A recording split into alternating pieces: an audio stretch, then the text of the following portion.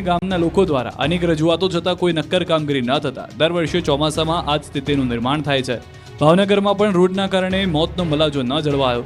ભાલ પંથકના માઢિયા ગામમાં ભારે વરસાદ બાદ રોડ પર પાણી ફરી વળતા ઘૂંટણસમા પાણીમાંથી અંતિમ યાત્રા કાઢવી પડી. એક વ્યક્તિનું મોત થતા પરિવારજનોએ પાણી વચ્ચેથી પસાર થઈને સ્મશાને પહોંચવું પડ્યું. ગોઠણડૂબ પાણીમાંથી ડાકુઓ ચાલતા નજરે પડ્યા.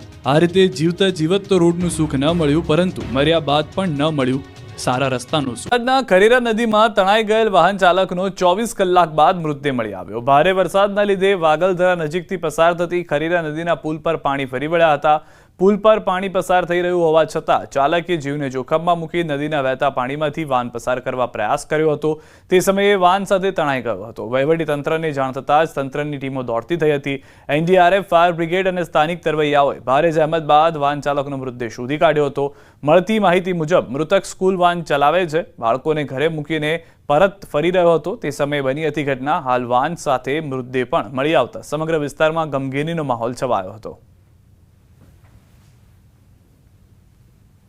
12:30 बजे वो डेड बॉडी रिकवर हुई। कल बहुत दिक्कत आ रही थी क्योंकि कल बाढ़ का पानी काफ़ी तेज था, फ्लो बहुत ज़्यादा था, तो हम जो बोट का इस्तेमाल कर रहे थे वो टिक नहीं पा रही थी, उसको स्टे करने में प्रॉब्लम हो रही थी।